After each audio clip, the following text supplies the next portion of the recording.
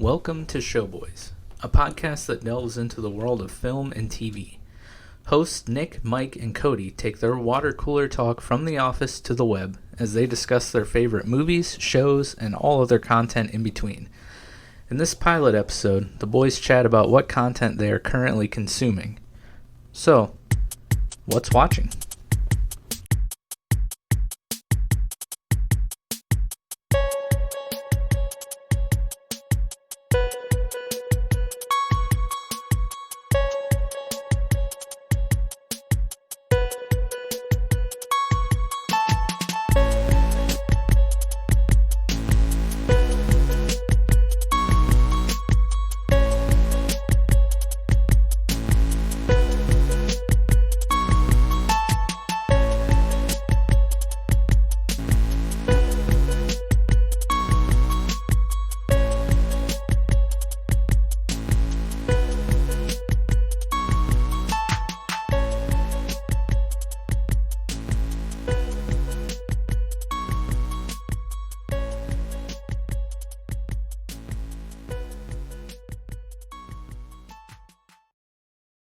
Here we are, recording first episode of our podcast. That's kind of crazy. Is it really the first one, though? I would say we account for a podcast of content when we used to live at the office, but now we live at home. We never leave. If only we could have recorded those conversations in your office. Those and wellness walks that started off as like 5 people or 10 people and would shrink down to 3 as they peeled off and everyone got triggered. Yeah. Those were the good old days. Simpler times. Yeah, except my wellness walk partner was Ray, so. Oh, rip Ray. Yeah. No, I still talk to him every once in a while. I should hit him up, see if he's seen any fish fries or if he's He's ascended. definitely- Has he ascended at all in his clergy? That's probably the wrong word. I don't think that's it. I don't think we have a resident Catholic to tell us we're wrong, though, either, so. I know. Yeah, we'll need roll that. with it. Yeah, Okay. whatever. All right. That sounds right. So What's watching? what's watching? Yeah, what's watching?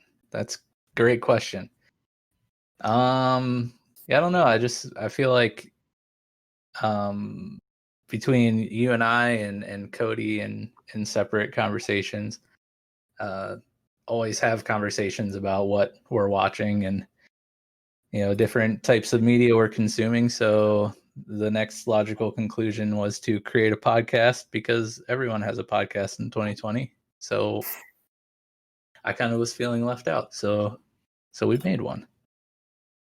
Nah, poor Mike's feelings. I know. I mean, everyone else is all inclusive and everything, and I wanted to be included. Mike, you're very much included in your neighborhood.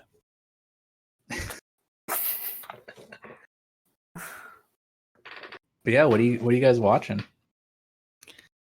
Well, thanks to Coty, Yes. I have like a number 10 thing that I'm watching. Amongst the other things that I'm watching, I'm still grinding through. What's it called, Coty? The Which Last one? Dance. That's what it is. Oh, yeah, that's awesome. You get your sports in during the pandemic, but it's That's the like only from the sport we have. 90s when the sports were really good. Yeah, and if you hadn't already seen it yet, because I wasn't alive through half of it, and, like 3 through the other half of it, it's pretty much all new sports. Yeah, it makes Yeah. me upset that I was, 1 through 9 in the 90s. I wish, You missed peak NBA. yeah, I really did. And that's really all I get out of watching that is like, wow, I just missed something really good. What's it like watching that as someone who doesn't like particularly follow sports very heavily? Like, it's me. Yeah. I like that because it fills my niche of sports. Like the way I watch sports is I watch the best of the best. So I'm always there for the playoffs. I'm always there for the Super Bowl. So watching a highlight of basically Michael Jordan's career fits right in. to what I like about sports. Yeah, it's hard to not know about Michael Jordan, regardless of your sports fandom. Right. I think that's something Nick and I talked about, though, is that even though you know that Michael Jordan is amazing, you don't really know until you watch him against his peers that are also Hall of Famers, dudes that are dudes, but you watch him just dominate them. Yeah. I haven't, truth be told, watched The Last Dance, but I've heard a lot about it and am familiar with, Michael Jordan and the NBA of the 90s. Congrats. But yeah, I can only imagine some of the, I guess I don't have to imagine, I could just watch The Last Dance. But I'm sure there's some really incredible stories about, how he rose to greatness and, what kind of work ethic and determination it takes to get to that level of anything. In general, debauchery. In general, he's 100% determination. Though it is probably 4 episodes too long. But, you think so? Yeah, they really they do drag it out. Just the structure of it, which is cool, but it is a little drawn out, at least for me. It starts off him childhood, and then I think it starts off late 90s, and then jumps back to his childhood, comes forward a little bit, and then jumps back to quote unquote present day, and then jumps back and then forward. Yeah, and they do it until the timelines meet up. Yeah, it is cool how they structure the episode. So it starts off, it's all about really their last season, and then they'll do 5 minutes of that at the beginning, and then it'll jump back to the 70s in the first episode when he was just starting off, or whatever, early 80s, and then the last 15 minutes they fast forward then back to the the last season and kind of tie the content that way, which is pretty cool. Is it kind of similar to what Breaking Bad would do with their cold opens? They kind of play a little scene from an episode later on in the season, and you're just kind of what the heck is this? And then all of a sudden you get to episode 8 and you're like, oh, if only I've seen Breaking Bad. You haven't? Oh my gosh. Okay. Oh, drop that bomb on us. Get Craig, that one out of the way early. Recommendation. Yeah. Let's get that one out of the way early. It's really starting to make me second guess my podcast partners. What were you doing through the rest of the 2000s? Wait, what were the years that came out in? Jamie. Yeah, hey, Coty. Get it. Coty, search that. So how many? I've seen 2008. Yeah, I was in high school. I was in high school. I was graduating in 2009, and then yeah, my priorities were different when I was 17. Oh my gosh, you graduated high school. You were too cool to watch popular TV. Yeah, I really didn't watch. I didn't have TV really. I drove around in my car and was slightly a hooligan. Jesse Pinkman, I guess. It ran until 2013. You didn't pick it up any time in between there? All college years, man. Yeah, that's exactly when you watched it. I watched it twice in college. To be fair, I don't think I watched The Wire in college. That's about it. Well, it's a good start. And Game of Thrones. That's somebody that loves The Wire and recommends it to everybody. Yeah, there's another one. Mike, that you should watch. No, to be fair, I don't think I watched through Breaking Bad until a year or two after it ended, so I can't really fault you on there. I've seen the first 5 episodes, I'm pretty sure, of the first season. Classics. I don't know how you didn't keep going. Excuse me. COVID.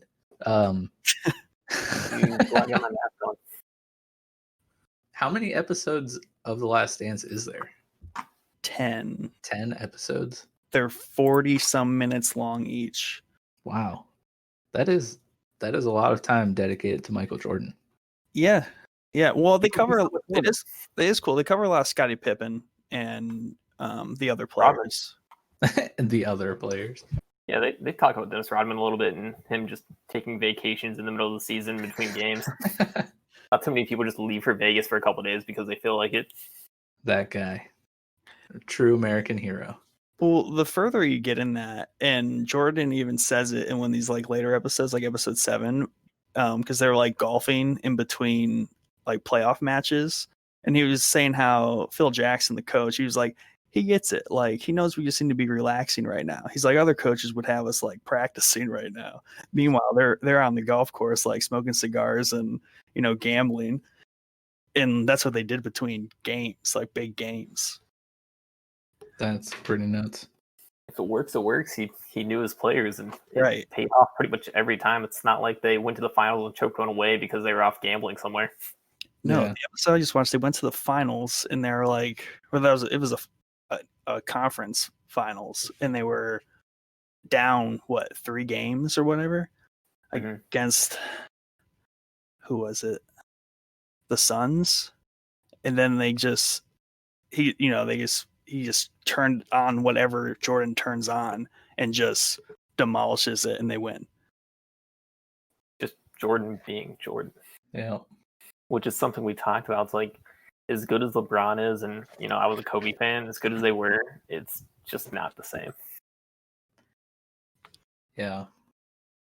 The NBA was, I mean, not to get into the whole debate, but like, the debate? I mean, I the feel like league was settled it. different back then. The league's different now. I mean, it was a lot more physical back then. LeBron obviously is a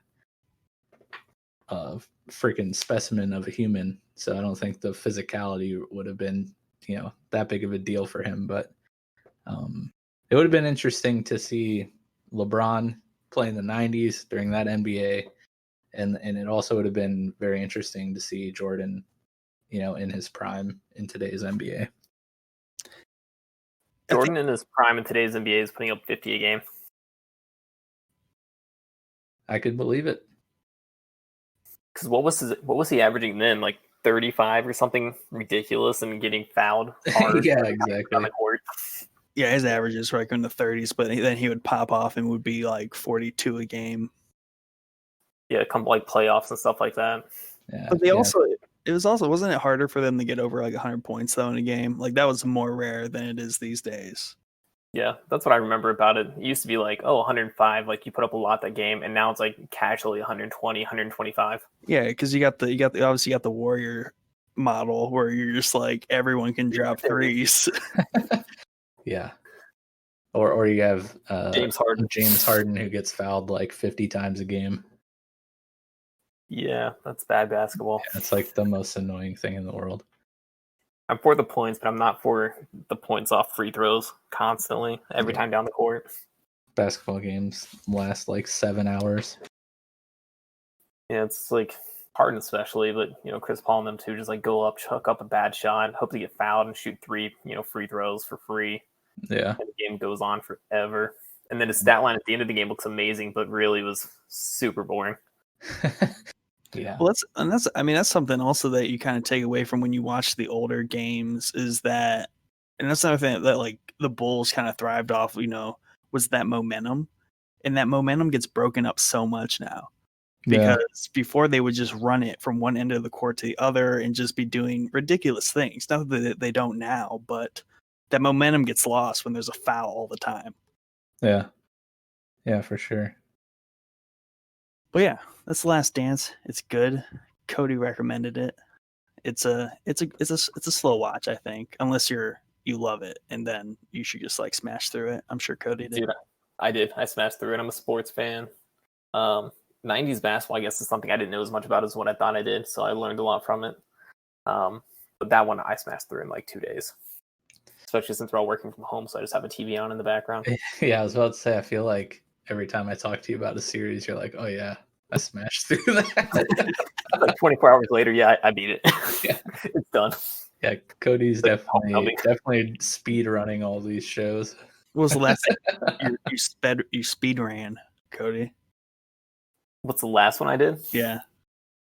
I feel like I have ones that aren't ones that you guys would watch, so like Survivor and stuff like that. Like I didn't watch those growing up, so now I've like went through 3 seasons of that in like 4 days.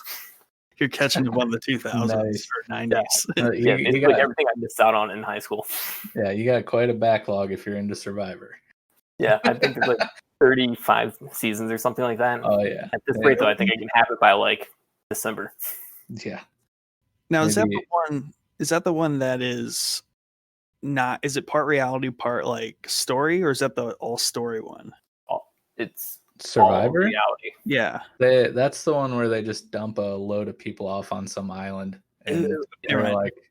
they're like, hey, It's like Lost, but real life. yeah, I get exactly. that confused with Lost all the time. Hey, here's a barrel of rice.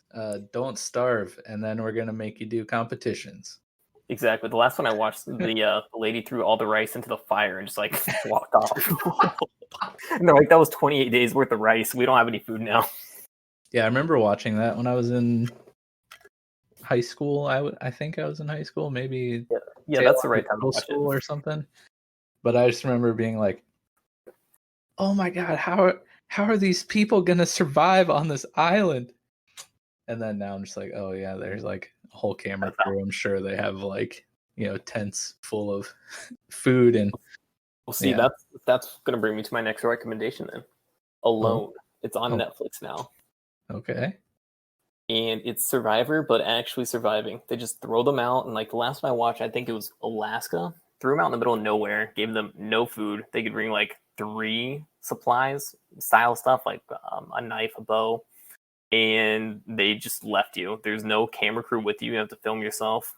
They don't stay in camp with you. They have to like helicopter back in. And the one I watched, somebody needed like medvaced out, and it took them like 12 hours to get there. So the person was just like laying there dying. It's very Survivor Man-esque. Did you ever watch that show? I did. It's like, to me, it's that on steroids. That was what, Les Stroud? Survivor Man, I think. Hold on, let's look it up. Yeah, back in high school, I used to be a real sucker for all those. Yeah, Yep, you're correct. Because Survivor Man was first.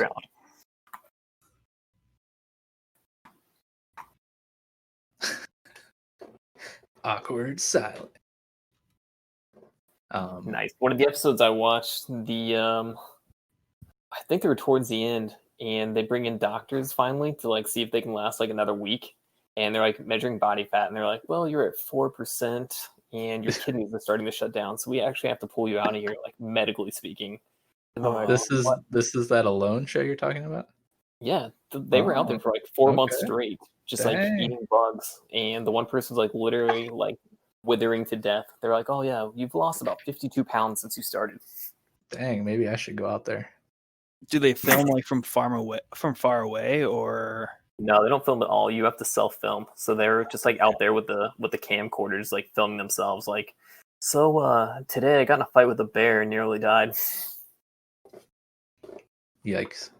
Yeah, that would be terrifying to just be out in the real woods all by yourself. I'm pretty sure Survivor Man, like a couple times, he legit got lost and they like could not find him. Like the one time where he was like probably in like the Pacific Northwest or something, he was just walking through the woods forever. Yeah. And like eventually like he found like, they found him, and that like that was just like the bit at the end where they're like, yeah, ended up everything died. I almost died. I had to stop filming. Yeah, it's pretty crazy. I didn't know they still kind of carried that format. I didn't either. You wouldn't think they would even let them at this point. Yeah. My attorney side says liability, but no, they're just like, here, sign this waiver and maybe kill yourself. I mean, if anything, it's just a vacation from 2020. So, I mean, it probably wouldn't be bad. I mean, you could pay me to do that, probably, maybe. No. Imagine if they're like filming them out there right now, and, like they drop somebody off in February, and that person's like just getting home now, and they're like, "What the happened?" Yeah, they're like, "Why'd you bring me back?" Yeah, exactly. Just leave me. Just leave me. Yeah. This definitely would have been a great time to try one of those for sure. Well, I think you win $1 million, so I guess if you want a chance at $1 million and want to get away from COVID, just get dropped in the woods. Nice. So that's kind of what you're consuming at the current time. Just Great garbage. Yeah, all the mid 2000s reality shows. Yeah, it's not great. It's not great. Hey, that's But when it's there. I feel like it's- I feel like they should bring like a Fear Factor back now. Yeah, Joe would be all about that, wouldn't he? Doesn't he just constantly talk about how much he hated that show? Yeah, pretty much. Mostly just like the shitty conditions of it.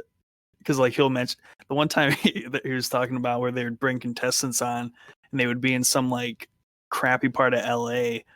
Yeah, it's just like all the homeless people. There's just people shooting up and there's homeless people and they're like, is this like what it's like out here? He's like, I guess so, isn't it? Oh man. I don't know if a show like Fear Factor could really succeed today. I mean, they covered a lot of ground with that show, and there's only so much stupid shit you can eat. Yeah. True. Only so many insects you can have your head, covered in. Yeah, it's like, we're gonna dump you in a bin full of cockroaches and you just have to eat them all. Like, Eat your way out. Yeah. Man. Those were the good old days though. well, that wasn't even supposed to be like popular, I feel like. But then it became popular. Was that on like a main NBC channel or something? Yeah, I want to say it was Wait, NBC. really? Fear Factor? JB! Yeah, I guess I only remember when it got like syndicated or something. Yeah, for some reason, I'm thinking it was on Sci-Fi, but if it was, that might have been like later on. Presented by Joe Rogan, NBC, and Ludacris MTV. Luda. Oh It's man, like NBC and MTV. MTV had some real banger shows. Does it still exist? Is there an MTV still? I don't know, man. I haven't had cable in like 8 years. Yeah, I just got Hulu. And I don't even have the live version of Hulu anymore because there's no sports, so I just canceled it. Big true. Big true. What about you, Mike? What are you watching? Am I watching? Yeah, The Boys. No, it doesn't start until September, I believe, season 2. Okay. Yeah. First season was great, but I haven't watched that recently. What have I been watching? I just finished season 2 of Homecoming on Amazon Prime. About time. That was it was really good. If you've never seen the show Homecoming, I'd highly recommend it. It's a good one. It's nice. The episodes are like 25-ish minutes long, so it's doesn't require a lot of time. Seasons are pretty short. I think the second season had 7 episodes, I want to say, which is kind of an odd number of episodes to have. But story is very intriguing and the acting's great, and executive producer Sam Esmail. It's my boy. That explains a lot. It's my boy. How'd they compare to season 2 for you? Season 2 to season 1. Season 2 definitely was different, but I would say I think it's probably for me on the same level as season 1. I really like how they approached the story and told it, from a different perspective, and kind of used like a reverse storytelling type approach to it, where I think the first episode happens, and then every episode up until maybe the 6th or 7th episode is like everything that happened prior to the first episode, with the later episodes culminating in the basically picking up where the first episode left off. So I thought it was pretty creative, and it was cool to see the story being told from the other side of the table. What did you think about it? Because I know you were telling me, Coty, that you liked season 1 more. I did. I like season 1 more only because I like the storytelling style, but I got a little bit bored more so than what I did in season 1, like episodes 2 through probably 5. Like season 1 or episode 1, all in. Sweet, love the start. Who's this lady in the boat? Who's the guy? Like, what is going on? Like 100% hooked, like right off the bat. And I love season 1 so much that I knew it was just gonna be a good season. And then it got a little boring because I started kind of guessing like where it was going with it. And then it got to like episode 6, and then I was completely wrong on all my guesses. And I'm like, oh shit! Like some of the stuff that I didn't think was important at all actually ended up being important, and some of the character like revelations actually mattered. I didn't think they did when I was watching it live. Yeah. So like episode 6 and 7 were incredible for me. Like that turned the whole season around for me. And like season 5 or episode 5, I'm like, please don't do another season. Like season 1 was perfect. Season 2 was good. Let's not do 3 because it might be terrible. But season 2 actually ended strong enough for me to say, maybe do season 3. Yeah. I don't want to. Well, I mean, I don't know. Spoiler alert, I guess. But Nick watching this now. I'm watching it right now. Yeah. Nick's no longer in the podcast. And somebody move him out of this room. Yeah. Craig. No. Yeah. Season Does Craig 1. respond to voice commands? I wish. Well, actually, I don't wish because I would probably yell something and accidentally stop recording or something. Oh man, don't mess with Craig. Yeah, season 1, like you were saying, in itself is a very well-contained story and easily could have ended. It could have just been like a limited series and ended with season 1, but it did have a great cliffhanger, and I think they did a pretty good job picking up the story from season 1.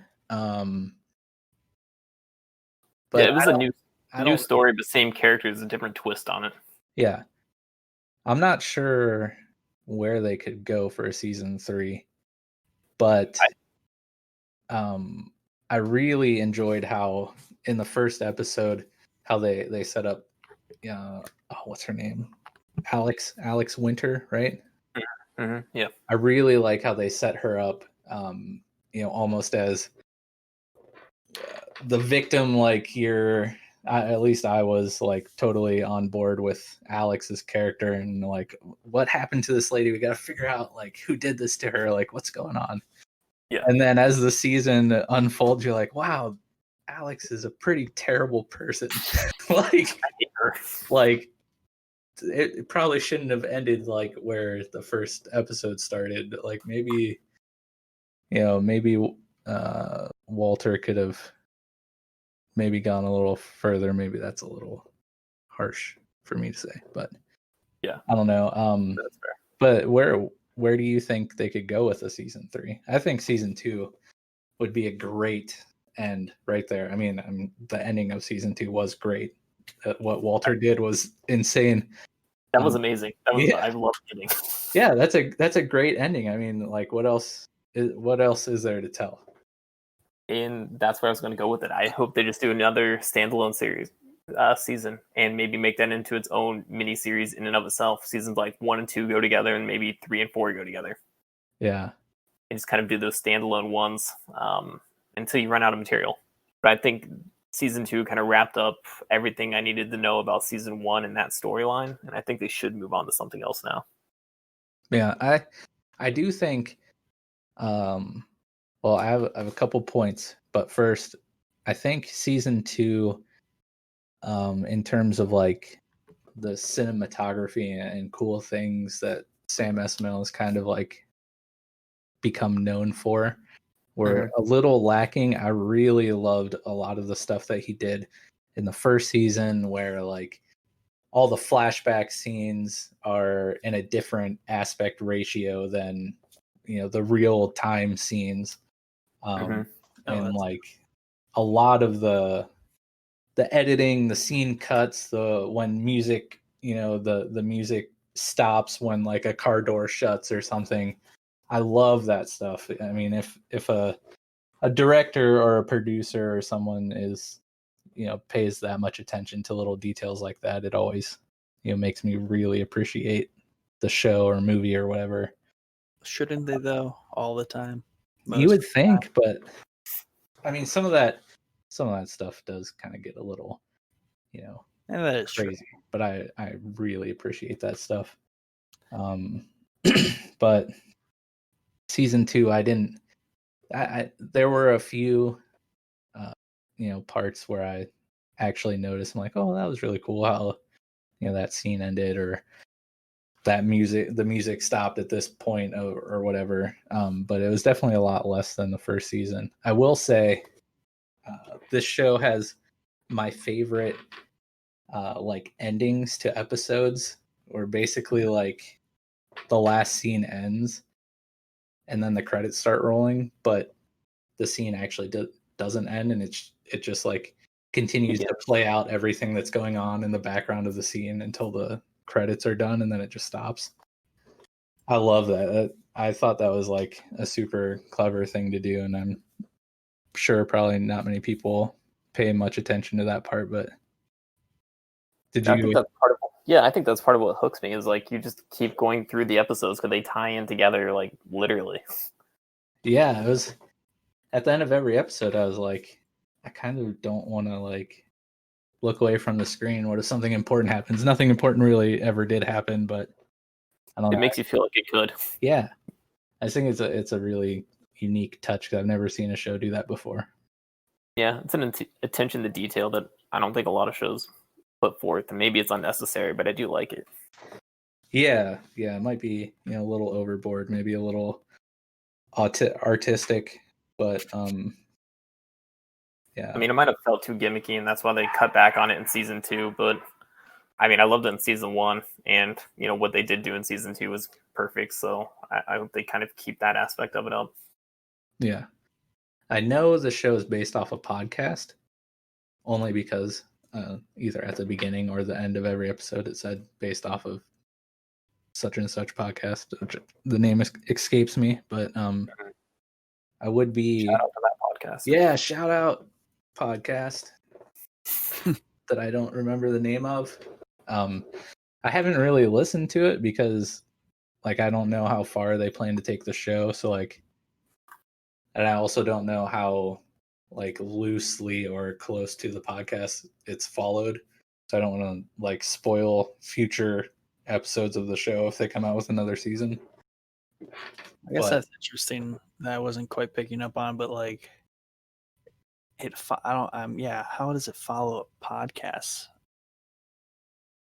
Well, there are like story-driven narrative podcasts. Okay. Which is basically just like somebody telling a story that's acted out, by voice actors and stuff. Oh, I don't think I knew those kind of podcasts existed. Yeah, they're pretty good if you find good ones. The bad ones are bad, but the good ones are actually pretty good.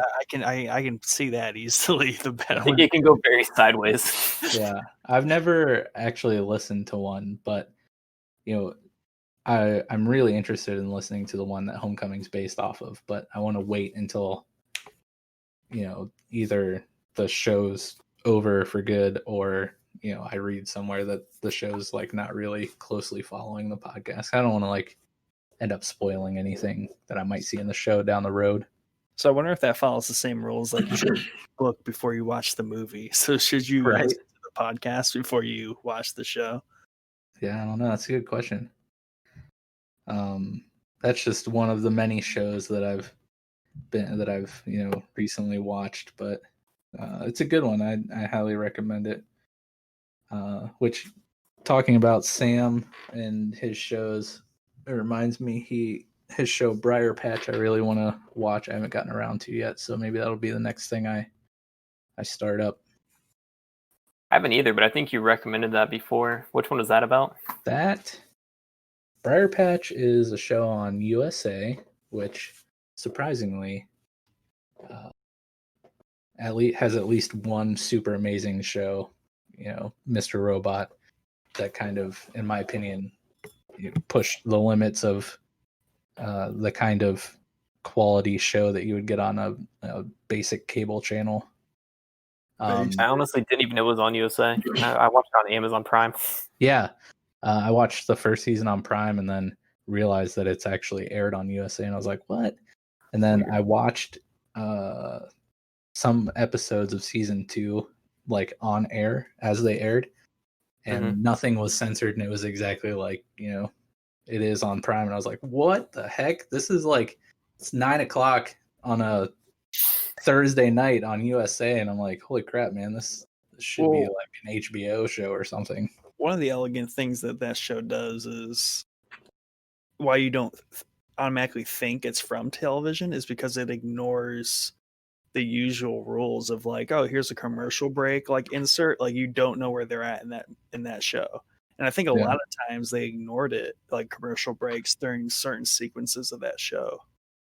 Yeah, there were definitely a lot of instances in Mr. Robot where USA like really, you know, let Sam and the creators of that show push the limits of a typical cable series. There's at least one that I can think of off the top of my head where all the commercial breaks were like in the show, and they were all like 90s style USA commercials, which was hilarious and super creative. There were definitely episodes that didn't have commercial breaks. There was a Oner episode that, you know, was just one continuous shot that didn't have commercial breaks, obviously, to help appreciate that accomplishment. I mean, it's small, but the one episode that like just like mind fucked me was when the intro, like the recap, just rolled right into the like episode starting, and I yeah, I remember that one. yeah, I remember that one. I'm like, so is this I still don't know where episode? it started. Like that's how it just messed my brain up, and I was just like, wait, stop. That show is probably my favorite show of any series, you know, TV or streaming service. There were so many. I mean, first off, the story was great, the acting was great, but the cinematography things that they did, that they tried, and that USA allowed them to do were just like next level things that either have never really been done before or that I had never really noticed before. It is for sure top 10 for me. It's like mid top 10. Yeah. Do you feel like it was held back though by not being on something like HBO? Do you think USA gave them enough leeway to do what they needed to do with the story and the characters, and, you know, obvious limitations of being on a cable channel opposed to HBO? I have, yeah. You've watched some of it? Okay. Yeah, I've watched all of it except for like the last couple episodes. I don't think so. No. Because I mean, honestly, the story, like, they didn't use, I mean, there were a lot of like shocking and like brutal scenes and stuff, but like I don't think they really use that as part of their storytelling, you know? You know what I'm saying? I think the creative edges that Sam and like the creative team brought to that show, because it was on cable, like were enough to make it worth it to be there. Yeah. The story was strong enough that it didn't need the usual things that, you know, shows HBO, on right? HBO shows, you know, have. Yeah, we don't need it like rapey Game of Thrones or you know, boobs and weenies like Westworld all over the place. Hey, that's a good show. Yeah, it's a great show. I love Westworld. Never seen Game of Thrones. That's a terrible confession of mine. That's as bad as his... I know, it's as bad as Nick saying he hasn't watched Breaking Bad. It's like two of the greatest TV shows of the decade or 2 decades, and you guys are just both like, skip them. Yeah. But together, combined, we have seen them both. That's true. But yeah, watch the classics. Well, long live Mr. Robot, since we've all three seen that. So yeah, a lot. Our first show. It didn't work. Yeah. But anyways, to answer your original question about Briar Patch, it's a show about I think Midwestern or Western town. Rosario Dawson is trying to figure out, I think, what happened to her sister or some family or friend. So it's kind of, it seems like a whodunit type show, and Sam Esmail's crazy storytelling. Definitely looked interesting, and I really wanted to check it out. It came out shortly after the final season of Mr. Robot. It just got buried under the giant backlog of shows. Everything else. Yeah. Is it available for streaming, or do I have to actually like get cable to watch this? That is a great question that I don't know the answer to. But I do know that if it's like Mr. Robot, you should be able to watch it on USA's website if you have like somebody's cable information. Which, thank you to my father-in-law. That sounds legal. Yeah, totally is. You're not advocating for that, are you? No, you should not do that. Do people still torrent? Actually, I take that back. Yes, they do. Someone at the office was 100% do. Yeah, Keith talks about it all the time. Check the company emails. Please stay off piratebay.com. Thanks. Oh man, you're making. No, you're right. It looks like go slow. The USA website is pretty much the only place to find it online legally. Oh geez. Yeah. What else have I been watching? Man, I'm not joking. Like obviously quarantine, and I didn't have much of a social life anyways. But I've just like every night, watch an episode or two of something. So I've been flying through shows. I think before I started Homecoming season 2, I was watching Fargo. I think the 4th season's about to come out. I want to say September sometime. That's a great show. If you guys haven't seen, have not. It's amazing. You should watch it. I feel like I'm a terrible person really to be talking about shows and movies, because for the most part, unless it's like hideously bad, like I'm gonna say, oh, I liked it. It's a great show. You should watch it. That's an amazing movie. I really enjoyed it. You should watch it. Yeah, because we talk about all the terrible movies that we've watched and enjoyed. I mean, it has to be. It's terrible, but still recommend it to watch it. That's a different category. It's like, this sucks, but you should watch it. Yeah, The Lighthouse. I want to watch that so bad. Watch it. Please watch it. Is that like Darkness Falls but worse?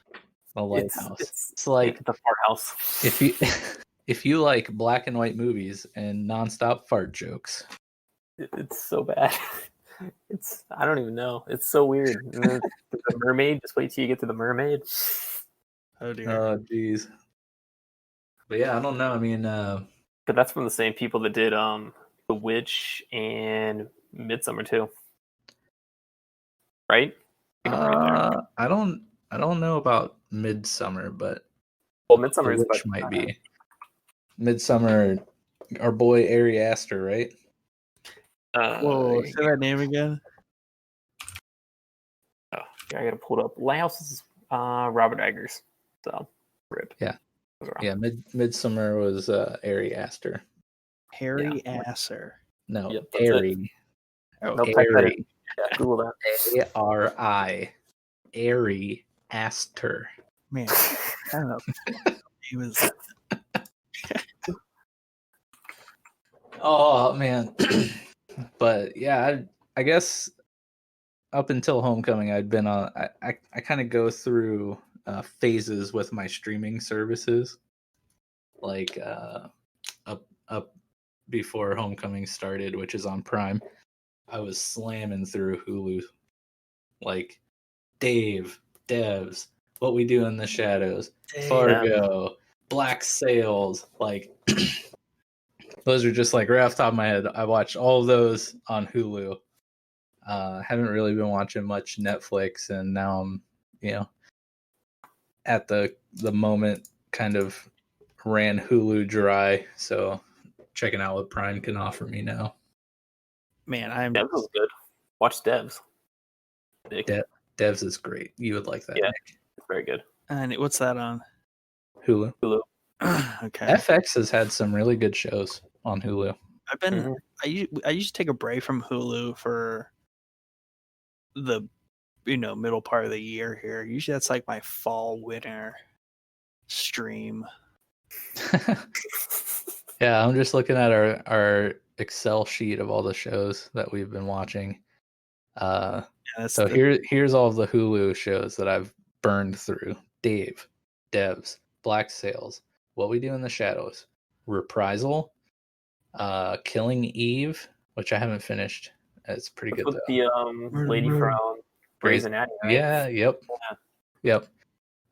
Taboo. That was a really good show on Hulu. Our boy Tom Hardy. Nice. Let's see what else. Fargo already. Yeah, that's pretty much it. But that's like a solid set of shows right there. So to answer the question, there's a lot of shit watching. Yeah. All the time. Lots. Can't go anywhere, including Netflix. work. Yeah. What are your guys' go-to, streaming services? Netflix. Yeah, Netflix to the moon. Yeah, really. Yep. That's you guys. Well, Disney Plus for a little bit there, just to catch up on some required Star Wars material. But that died. Is there anything else on it besides that? I feel like it's just a lot of like kids stuff. Unless you have kids, probably not. Yeah. Yeah, I mean, really, unless it's just either Marvel, Star Wars. Everything else is really usual Disney. Just put the kids in front of it. Hopefully. Yeah, Disney Plus is what killed Daredevil, right? Yeah, all the Netflix Marvel series. Yeah. I did hear that.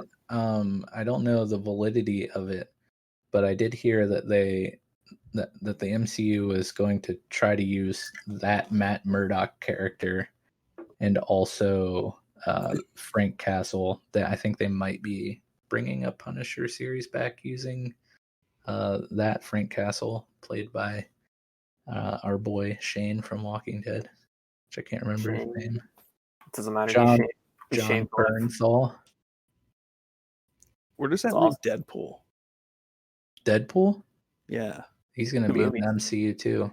Yeah, but like Disney Deadpool, is that doesn't really match? Yeah. I mean, as far as I know, they still plan on using the Ryan Reynolds Deadpool. I just don't know to what extent. Yeah. How do you tame that down for Disney? Yeah, I don't know. I feel like it's R-rated anything. I feel like, okay, Disney, you're buying everything. Like, you gotta still have like some adult targeted stuff, like you just can't buy everything and then make everything G rated and PG rated.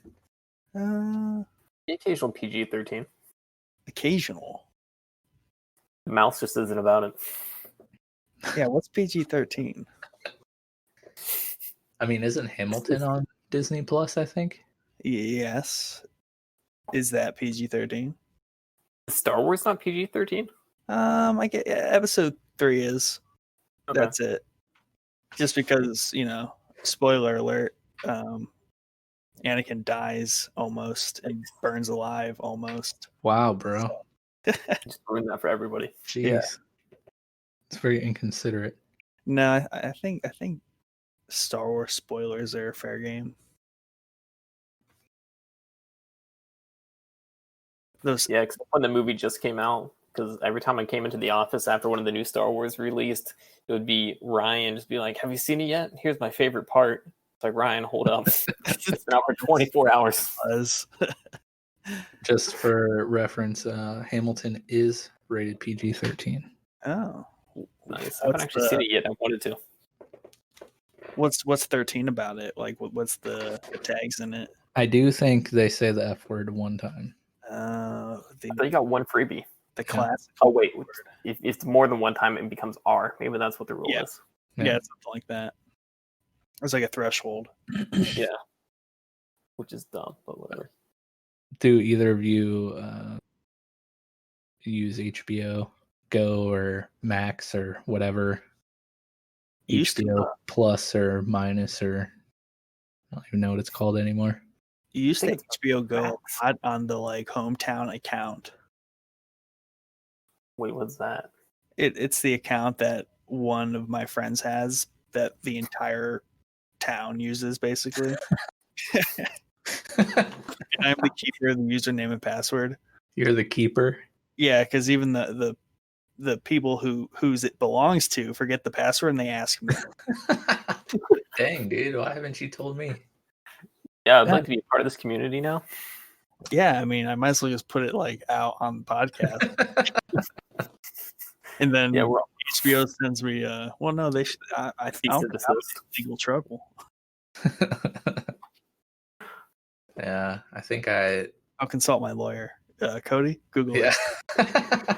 Yeah, let's put it in the Discord messages instead of live. I think I only subscribed to HBO Go long enough to watch all of Westworld. So however long that took me. I'm interested to figure out how the new like free version works and what you get with that. So I think you get all free the version. Yeah, I think you get all the classic stuff. Do you know Coty? 'Cause I can watch The Wire for free, is what I'm told. I watched The Wire for free as part of my watch that on Hulu Prime, package for right? and it was on Hulu for like a month as well that you could watch it for free. But that ran out a couple weeks ago, so I don't know if you still can or not.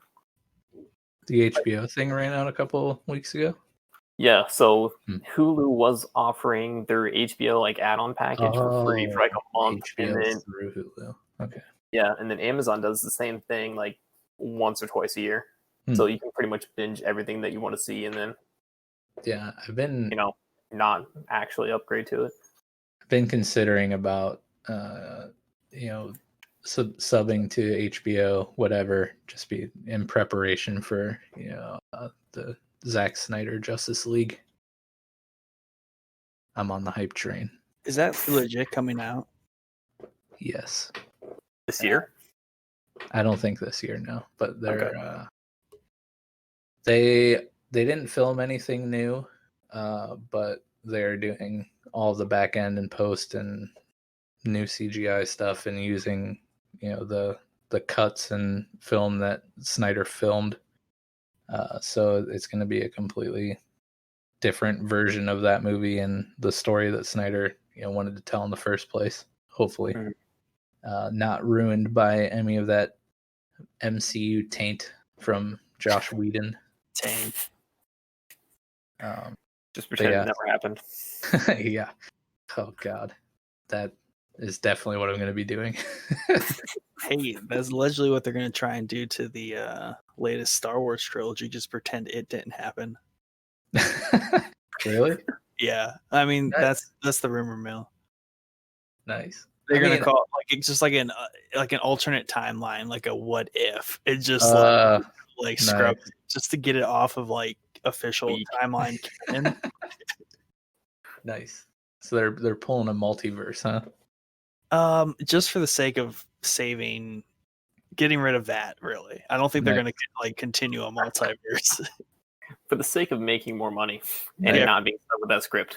Nice. Well, I mean, like, because like George is apparently back in the loop, and they're just gonna try and take it back to pre-Disney. Try to with Disney. Good luck. Awkward.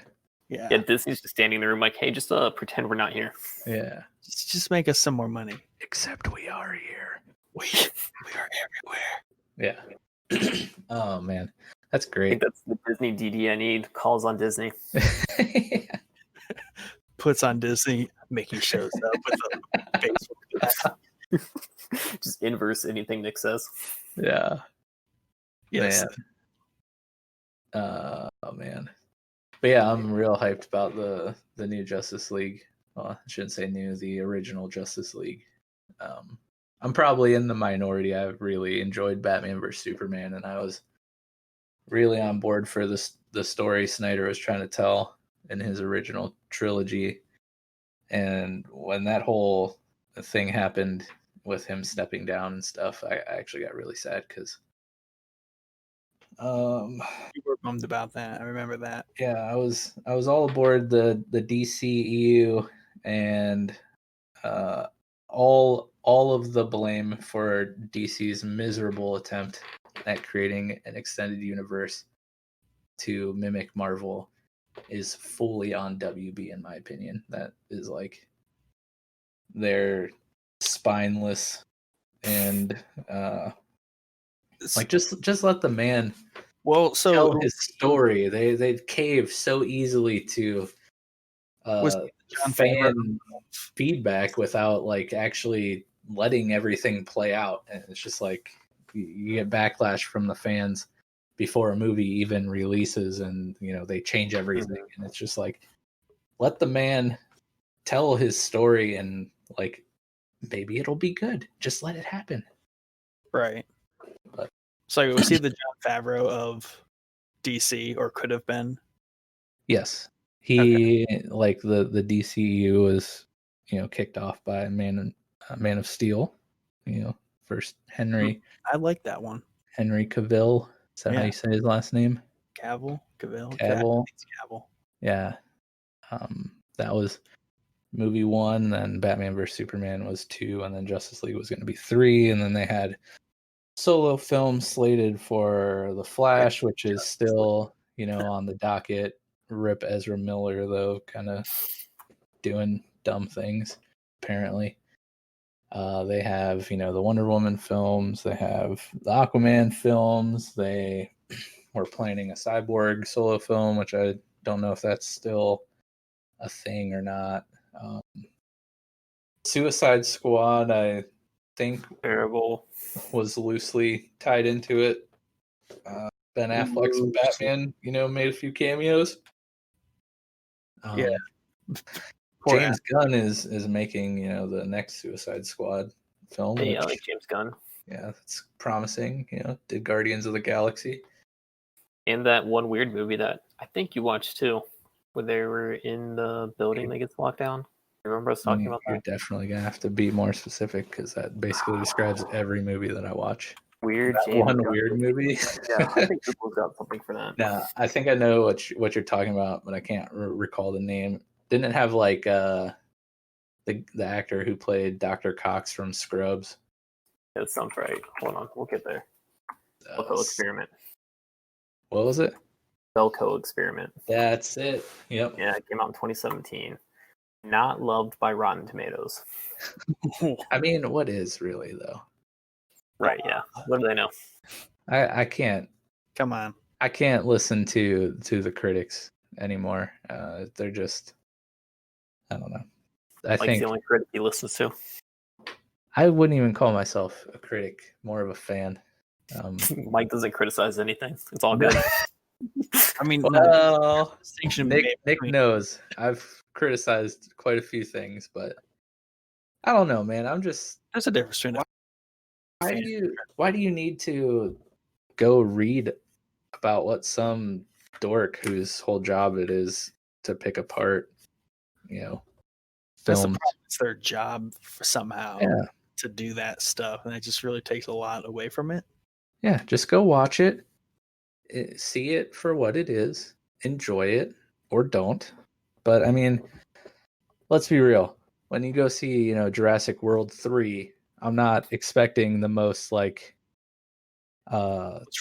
in-depth plot with the most rich storytelling elements that transcends genres of movies. No, I'm going to see big CGI dinosaurs like fight other big CGI dinosaurs while Chris Pratt like rides motorcycles underneath of them. I'll second that. I'm here for the dinosaurs. Yeah, that's good enough for me, But I digress. You just got to set your expectations low when you go in, and pretty much anything will exceed them. And if they don't, then it's a bad movie. Yeah. I honestly, the last movie that I like actually hated and almost couldn't watch was the Happening, and that was a long time ago. Oh, poor Mark. Like that whole movie experience was sad, in and of itself. I went to the theater by myself. No, watched The Happening for me in a theater solo. Sat through that that's god awful movie. Our theater dismissed at the same time as another theater, like right next to ours.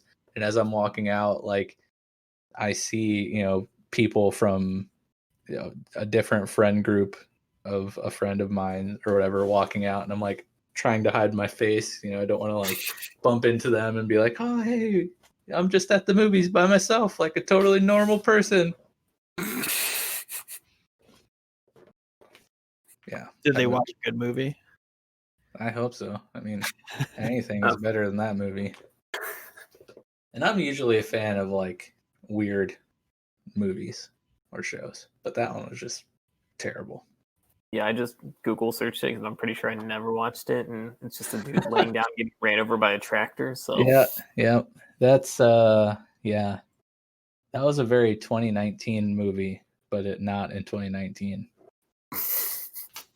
The Earth was mad at humanity because we're destroying it, so it was killing us all.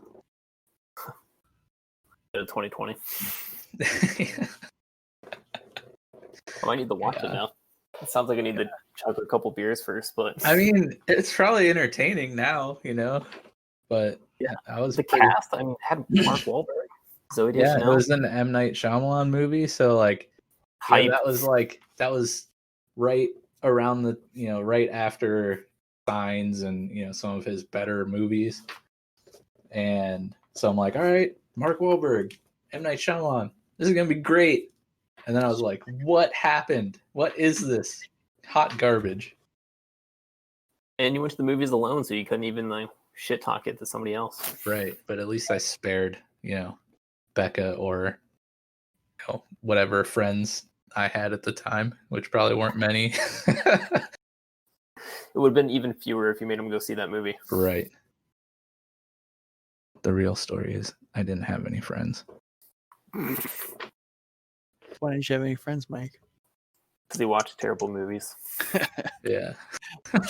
They all finally quit hanging out with him. They're like, we're not going to go see this movie. It sounds Yeah, Mike says this movie's going to be lit and it's always terrible. Everybody bail. He's just shouting out actor names and directors, and he's like, it's going to be great.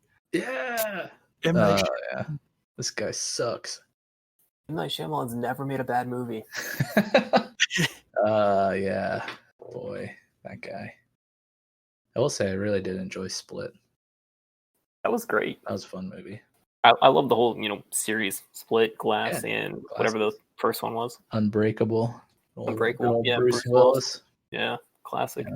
Yeah, I like Glass. I mean, it caught a little bit of flack, but I enjoyed it. Yeah. Split was really good.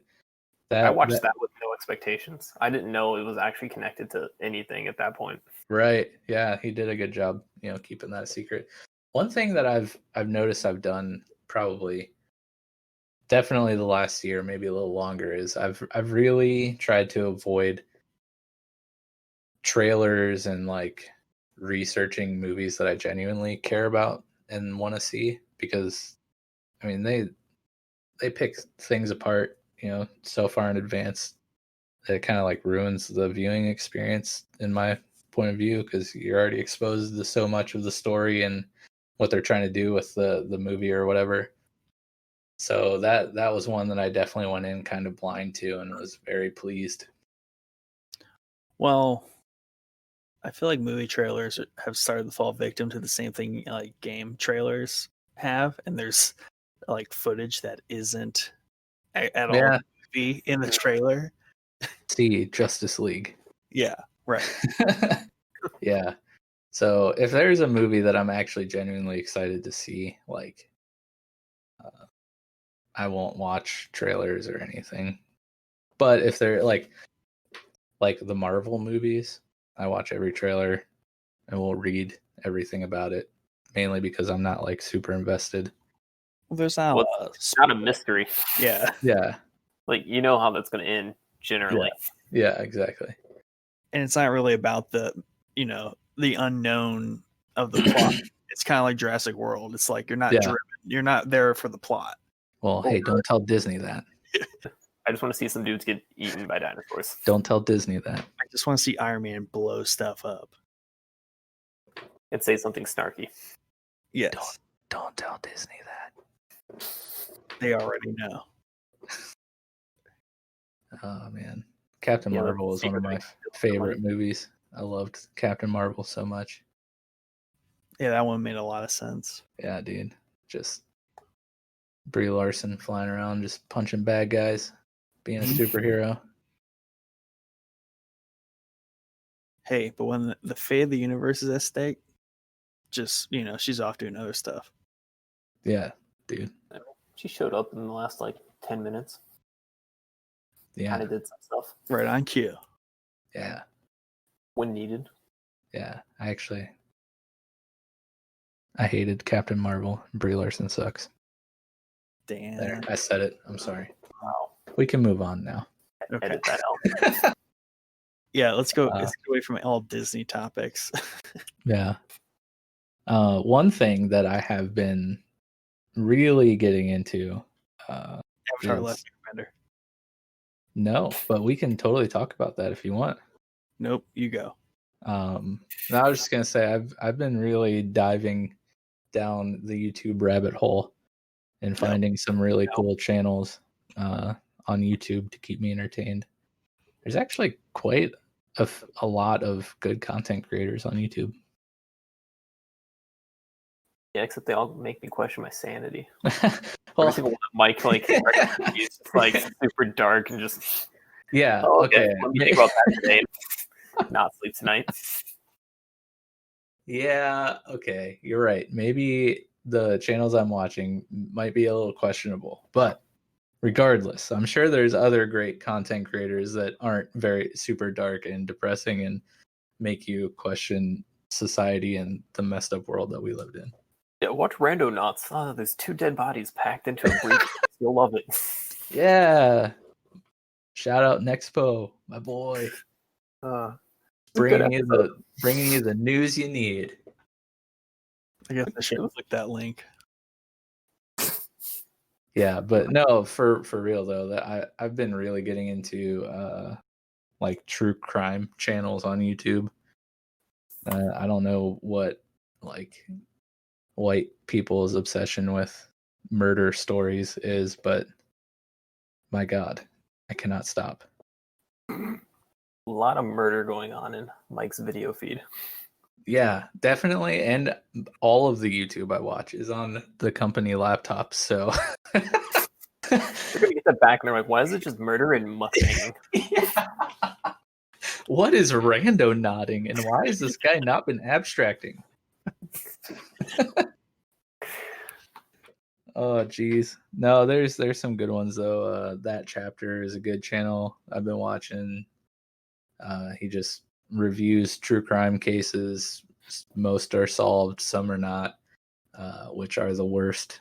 Wouldn't you agree, Coty? Yes. Unresolved YouTube videos.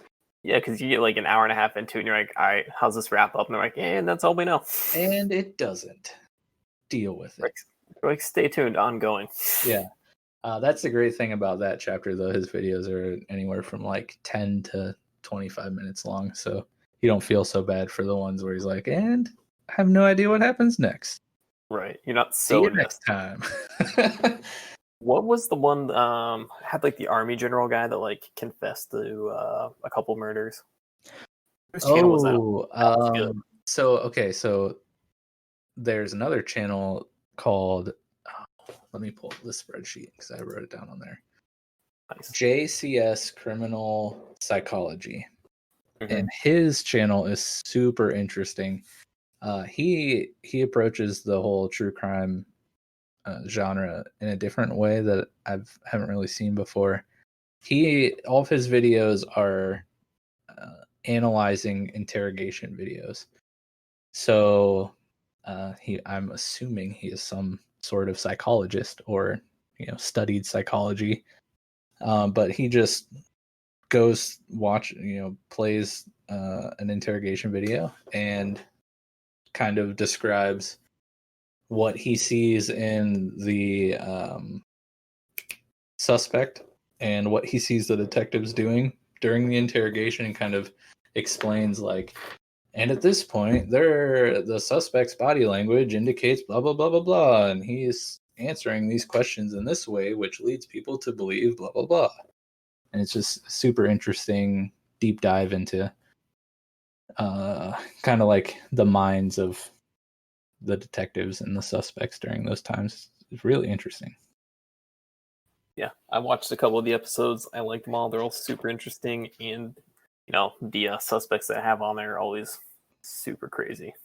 Yeah, I'm pretty sure they're just like, "Hey, we're pretty sure you did it." He's like, "Yeah, I did it. Let me tell you how." Yeah. A lot of those videos are like, if you're having too good of a day and really want to be brought back down to earth, just throw some of those on.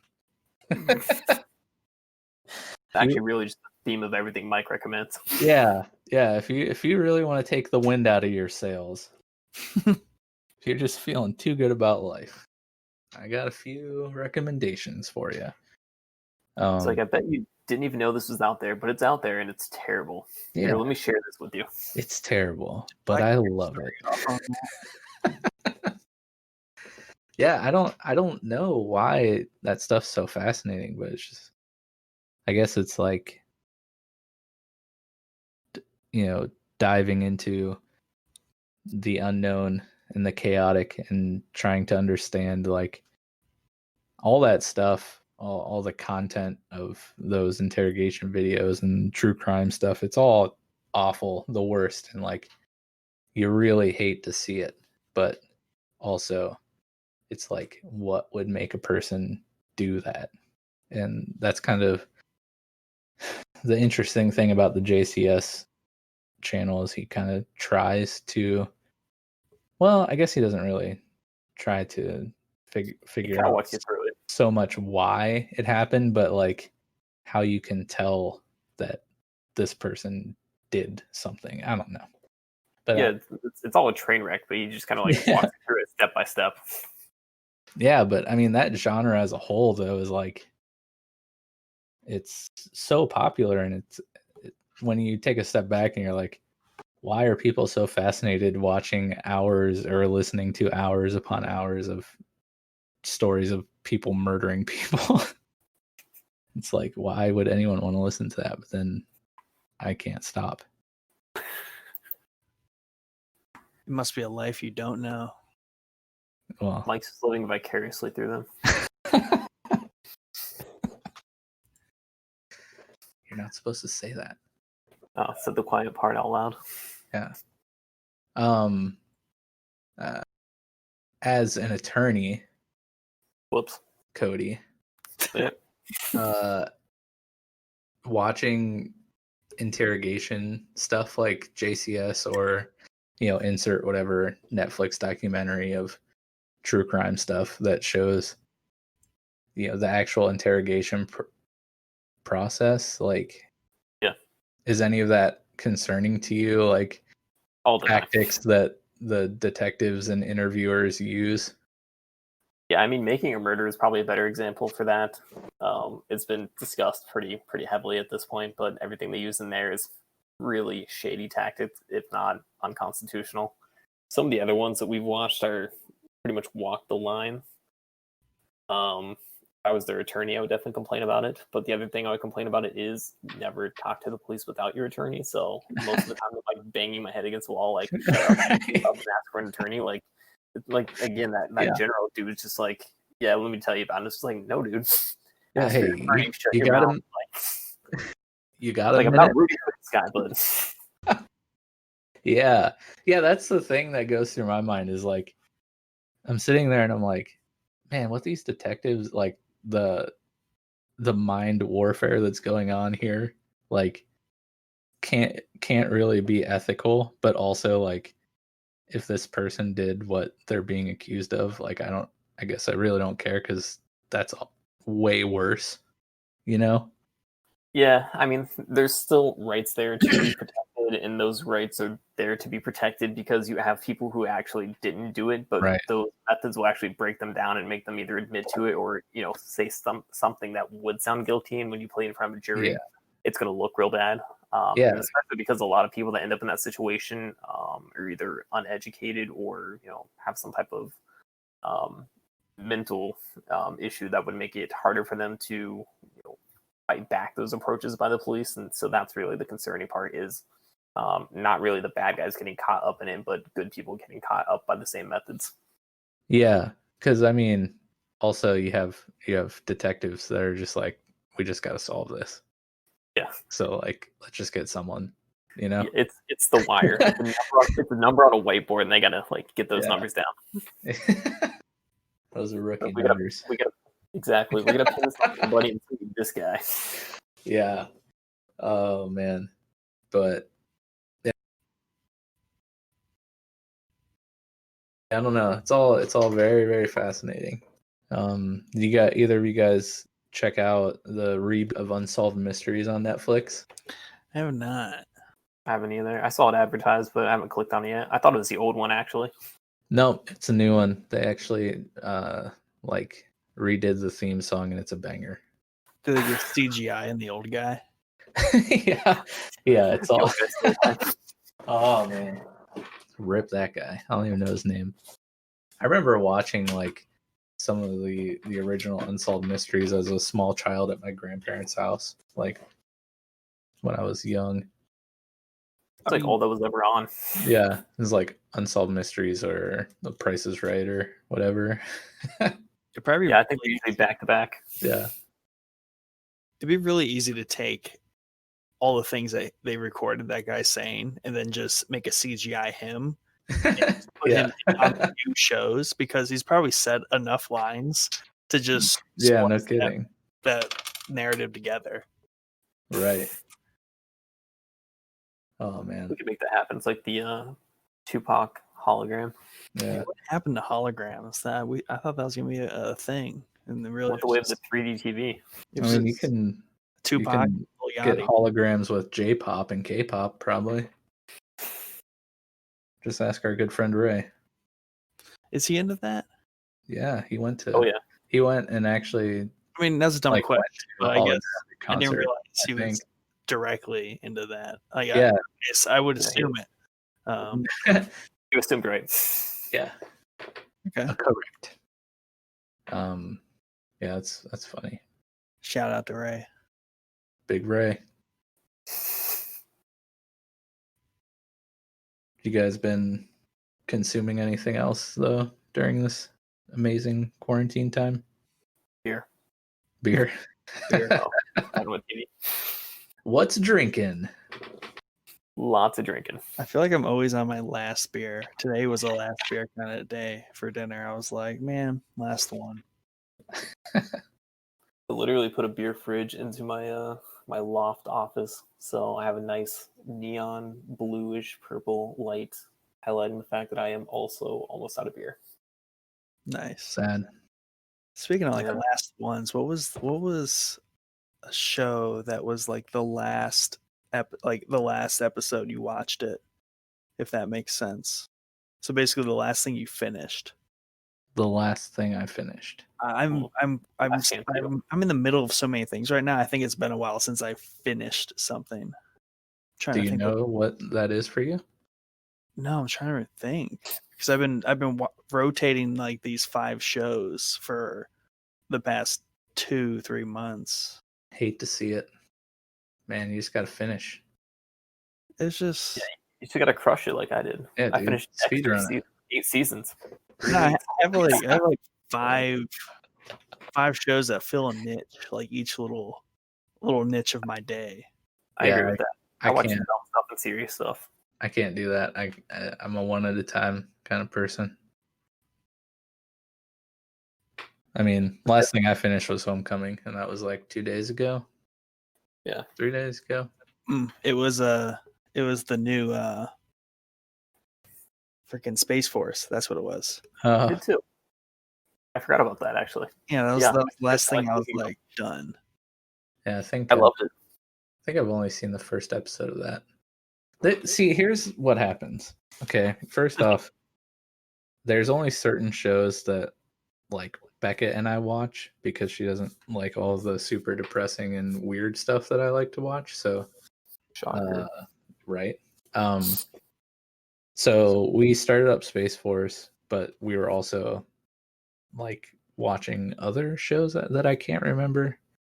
But we only watched the one episode and then got tied up in some other show. But we're currently working through the Umbrella Academy season 2, which we'll probably finish tomorrow because I think we only have one episode left. Does Becca like that? Yeah, we watched the first season. I think I wanted to watch it, and first season was okay. It's like really a little too much teen angst for me. We so couldn't like get past the first episode because it was a little bit of that vibe, and plus like way too much world building, or at least character introductions. It was just like, what is about that? yeah, I don't recall too much like of the super specific stuff from the first season, but I remember like not being in love with the show, but also like not. I was like on the border of disliking it and tolerating it. But we finished it, and then when Beck saw that season 2 came out, she wanted to jump on that. So that's what we've been watching together. Sorry, the hiccups. It's really hard to talk when you have the hiccups. Just covering for his COVID. Yeah. Yeah. Dude, that's a really big symptom of COVID. Hiccups. Yeah, hiccups. Yeah. I'm not a doctor, so it sounds right. I assume that both of you have shows that you're watching with your significant others. Yeah, that would pretty much be Survivor for me. Survivor. You drug her into that? No, well, kind of. Yeah, kind of. That was kind of me. The last thing I think I finished though was probably Last Chance U on Netflix. It's the football one, JUCO colleges. Oh yeah, I remember you telling me about that. Yeah, it's good. You're like 5 seasons behind now, but it's awesome if you're into football. And since we don't really have any college football to watch this year, give it a go. Wait, so that's been out for 5 years? Something like that. Wow, Coty just making bold statements and walking it back. I'm pretty sure it's right. I'm pretty sure you're right. like 5 years behind. I mean, I think maybe. Last Chance U has 5 parts. Wow, look at you. You remained confident, man. So 2 parts a year. I just feel like it's not that old. I feel like it's not either, which is why I kind of hesitated, but it's definitely 5 parts. So let me see when the first one was. Yeah, it gets weird when you put things into like that perspective. It's like, wait, is it that old? Yeah. Oh, 2015? Damn. Like Casa de Papel, season 2, chapter 1, part 3. Yeah. Yeah. So, wait, which order is this in? That show. If you haven't watched that, Nick, you should watch it. What was that? First. It is known as Money Heist on Netflix or La Casa de Papel, which is the correct name. Yeah. You got to watch the dub version. Yeah, it's hilarious, dude. Okay, so I got room for a dub right now. What's the character's name? Coty? Denver, I think. Denver, yeah. That has like the most horrific sounding laugh I've ever heard a human being make. And here I was thinking that it was just like the terrible English dub over. And no, that's actually his real laugh. There's just like YouTube videos of him, like compilations of him and his god awful laugh. Unreal. Yeah, you should see that. It's hilarious. You don't even have to watch the show; just watch that. Yeah, it's a pretty good show though. It's kind of like a little too predictable for me. For the most part, they do throw some curveballs in there that kind of caught me off, but I mean, regardless, it's still it's a fun heist show. I agree. I liked it. It was there's plenty of twist. Some of them you definitely see coming, but overall, pretty much enjoyed the I series. like the delivery of it. I think they do a good job. The way they tell the story, and the music's fuego. Dude, you're not wrong.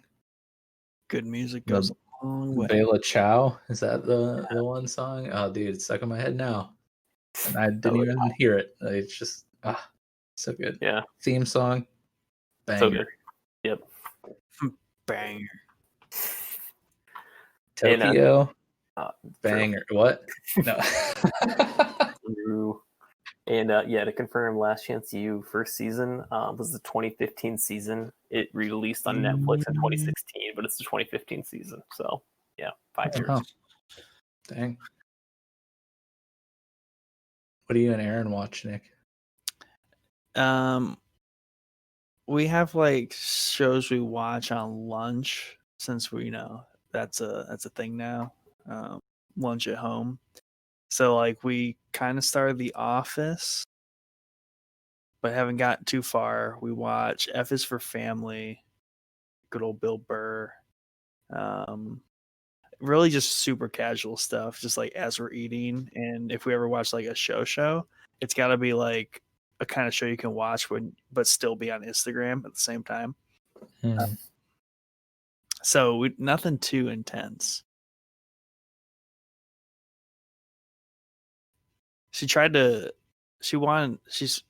wanted to watch Community with me, but I just started cranking through that. And I think I'm about halfway through season 2 already. There's only 3 seasons, I'm pretty sure. Good show. Yeah, one of my buddies watched that and really liked it, and I can't say that I really tried. It's good. It's a good evening, like wind down show. I watch that before bed. Try to get a couple episodes of that in, or if I'm feeling up to it, ideally if there's like beer in the house, I'll watch The Last Dance. That's kind of what I rotate. If there's beer, then we can watch Michael Jordan. Yeah, because you can't just you just gotta get something in you there to watch that man just dominate. You got to be drinking as much as they are while actively playing. Yeah, half to smoke cigars on the golf course. Michael Jordan's like, when I was in the locker room as a rookie, they were doing much worse in the locker room at half times a game. So, that's funny. Oh man, I don't know what made me just think about this, but I've kind of been into like the period pieces lately, like the last historic type show like that was a show called Barkskins on Hulu. I really don't know what made me think of this, but for some reason Hulu popped up and Barkskins popped up. But shows like that is kind of in the time period of the fur trade, and the new America, French settlement, Is that a better or worse version than the one with Jason Aquaman? Oh, Jason Momoa. You're talking about Frontier? Yeah, that's a Netflix. Okay, so they both are generally the same time period. Yeah, both deal with fur trading. Both deal with the Hudson's Bay Company. I love shows on different services that do that. Yeah. So this show is actually aired on National Geographic. Oh, which is interesting. That is. But so with that being said, it's kind of like a watered down version of Frontier. Does that make sense? Like Frontier is kind of brutal. It's got a really good amount of action because Jason Momoa. Yeah. But Barkskins, while it does have some action and some brutal, violent scenes between like the natives and the French settlers and Hudson's Bay people, Barkskins kind of leans more towards the storytelling and like character development, whereas Frontier, in my opinion, like leans the other way. Right. Jason. Yeah. Barkskins was good though. Okay. I think if I had to pick, man, I don't even know. Damn. I might lean more towards Barkskins than Frontier, just because some of the acting in Barkskins was really good. The guy who plays, oh shoot, I can't remember any of the character names, which is a really good sign of a TV show, right? When no characters stick out to you. It was amazing. Don't remember any of it. Yeah, it was great. Take my word for it. The guy who plays Hamish Gomes, who is the main character of the Hudson's Bay Company, was really good. That character was really interesting. And then, oh man, I can't remember the other guy's name, but the main character who is the older French guy. Oh man, his name really just is slipping my mind. He's played by the gentleman who plays the money laundering fellow from season 3 of Fargo, who I also VM Vargo or Varga, I believe was his name in Fargo, which doesn't mean anything to you guys because neither of you guys have watched it, so I don't know why I'm telling you that. But he's a really, really good actor, and his character was really fascinating in Barkskins. Yeah, you made me think of a period piece that I didn't finish on Hulu. Had the guy from Chernobyl, and they were like on icebreaker ships, and it was, man, it's like 1800s. What the fuck was that called? It's on Hulu. Is it like a Hulu original or was it? I'm pretty sure it's an original. It was like a short series, like 8 parts. I think I know what you're talking about, but I can't recall the name either. It starts off like normal, but then it started to become more like supernatural-esque. Like there's something out there like fucking them up because they're like stuck on the ice because they're out there for months and months. Mm-hmm. Yeah, because I watched that right after Chernobyl because it had the same guy and he's a good ass actor. You're gonna need to. Yeah, I know. I'm trying to like search it right now. I can't think of it now. I can't find it. I was hoping. Yeah. Do you remember the guy from Chernobyl's name? I can Google it. Because we can look him up and figure out what the show's called. No, not the Chernobyl disaster. No one cares about that. We want the show. Not the real thing. Yeah. Yeah, I don't know what the draw is for these like period piece shows. I love them for me, but it's hard for me to, like I said earlier, dislike.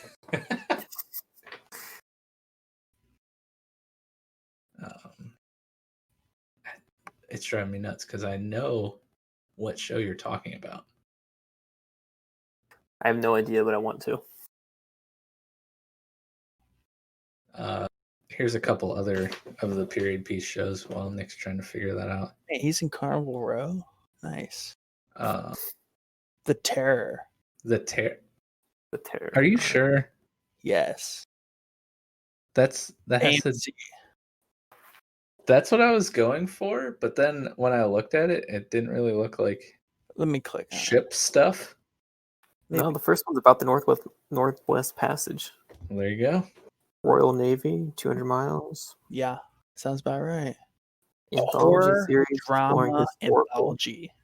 Yeah, it's an anthology. Yeah. How many series? How many seasons are out? Looks like 2, 2018, 2019. The second one being Infamy. Oh, I didn't even know there was a second one. Okay, that's probably why. Because when I looked up The Terror, it was all the scenes and stuff from the second season. Doesn't have a subtitle, but the second one does have a subtitle, and that's Infamy. Okay, that makes sense because Yeah, because I was seeing images from the second season. I'm like, that definitely doesn't look like. Dude, that's totally what happened to me when I started watching Fargo. Because I was seeing like little teasers for season 4, and like, you know, Chris Rock is going to be in season 4. All these like really great actors and actresses, and like I go to put it on Hulu, and I'm like, why does this thumbnail have Martin Freeman in it? I didn't see him in any of. Why does it not look like it's in the 1950s or, you know, whatever time period that season 4 is going to be in? And I'm like, oh, anthology. Okay, here we go. I like anthology shows. I mean, I think an anthology season holds it's it's top 5 for sure. Like True Detective, that first season is just Oh yeah, The best. that's great. out of control.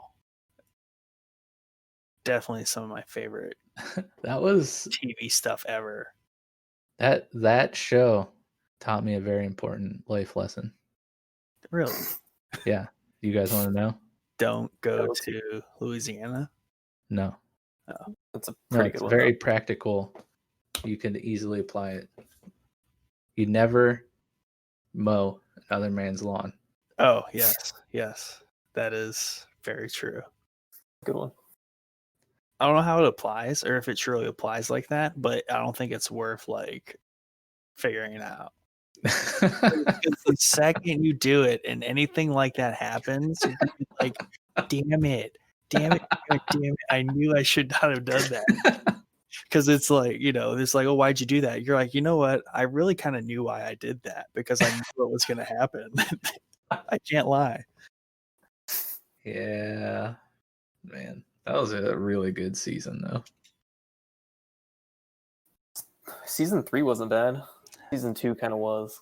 Yeah, I saw season 2, and then I think that's why I just didn't watch season 3. But then I think I saw like just like in it and some like stuff about it. And I thought, oh, I need to go back and watch that. Well, season 2 with like Colin Farrell and Vince Vaughn. Yeah. Yeah, I only watched a few episodes of that one. It wasn't bad, but it wasn't anything really. You know what? It wasn't Amy Adams in it, or was that? Yeah, that sounds right. Yeah, I haven't watched it in so long, and I didn't enjoy it to begin with. So, but that sounds right. Oh man, make it way deeper than it was. Like it alluded to like a ton of interesting stuff, but never touched on the actual interesting stuff it tried to allude to.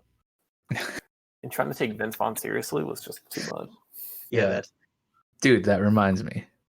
Here we go, Vince Vaughn.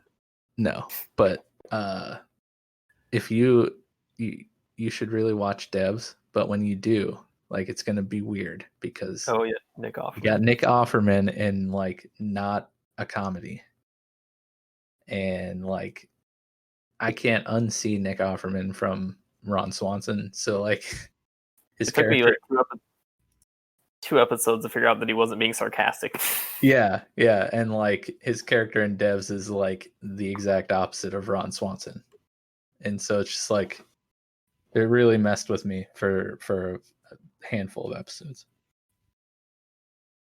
I mean, like one of the first times you see him, he's eating like kale or spinach or something like by handfuls, and you're like, what is this? The Nick Offerman I know has like a bacon bug out bag. Exactly.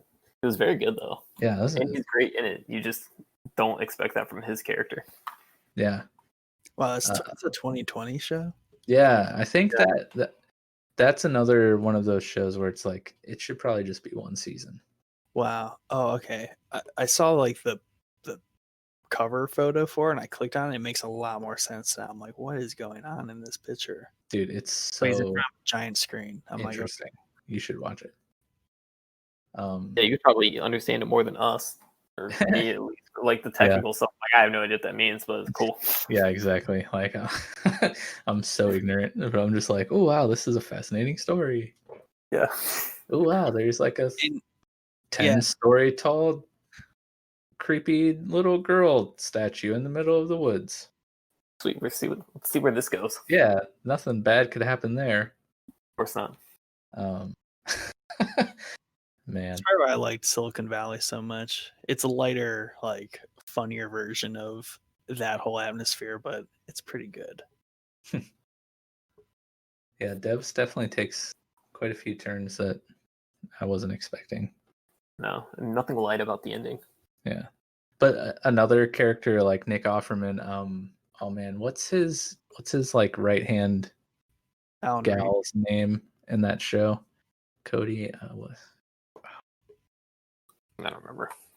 Anyways, his like go-to person in that show played the drummer of Scott Pilgrim's band, the Sex Bombs, in Scott Pilgrim vs. the World. So like seeing her in that show in that role, I was like, what? I got like, the drummer from the Sex Bombs and Ron Swanson in like this super serious like mind bender of a show. It was odd. But good, so watch it. Yes, definitely. Is it a one season thing, or is there more seasons? I think I really would be surprised if they had a second season. But speaking of anthologies, I think the rumor was that this show might be an anthology series or just a limited like one season. I'll look it up real quick. That'd be cool with one season. Yeah, I mean, honestly, I don't know what you do from where that show ended. Yeah, they tied up all the loose ends, and there's not really anywhere else to go with it or the characters. Yeah. It's very responsible when they do that kind of stuff and just admit like something just needs to stay at one season, one movie. Yeah, I don't think there's anything wrong with just having one good season. You don't need to carry it on for like ever for it to be good. Same thing with like a solid 5 seasons or 3 seasons. Yeah, I think that's something that like Breaking Bad kind of pioneered. Like they ended right in their heyday, when they were like the most popular, I guess you could say. But it's something. Yes. Yeah, not all of us get that reference. Something though that I really can appreciate. You have a story to tell, so you tell the story, and when the story's over, it's over. You don't try to drag it out, for how many more money. Was that? How many Mr. Robot seasons were there? 4. Okay. I was trying to think if there's a thing with odd number of seasons. Yeah. Good.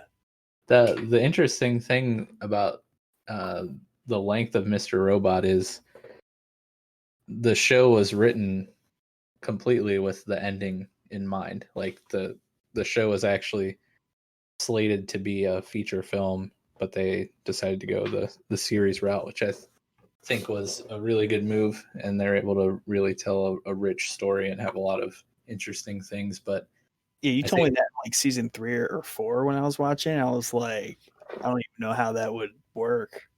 Yeah, but I think that's what really made the show so strong, is they knew the exact story they were trying to tell. Like they didn't write a pilot and then a season and then be like, oh, this actually caught on, let's make another season. They're like, no, this is the game plan, like this is the destination we're trying to reach.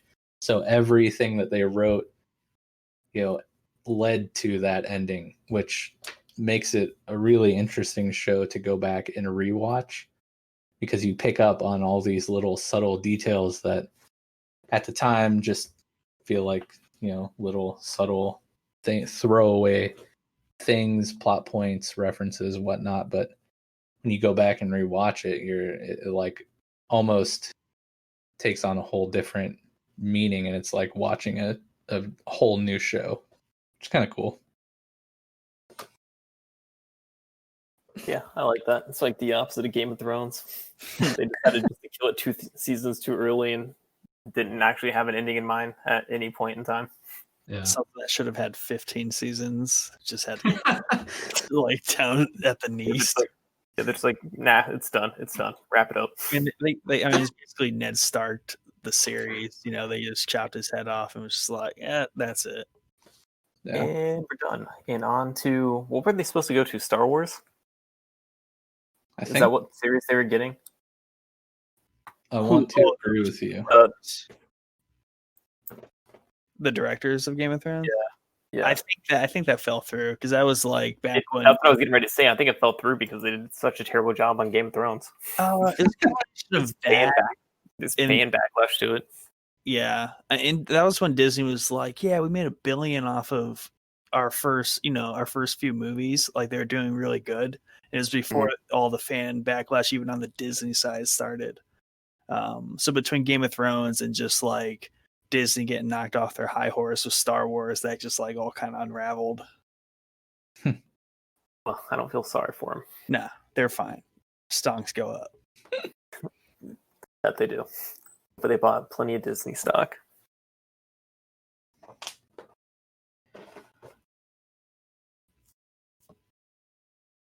I think the big takeaway is,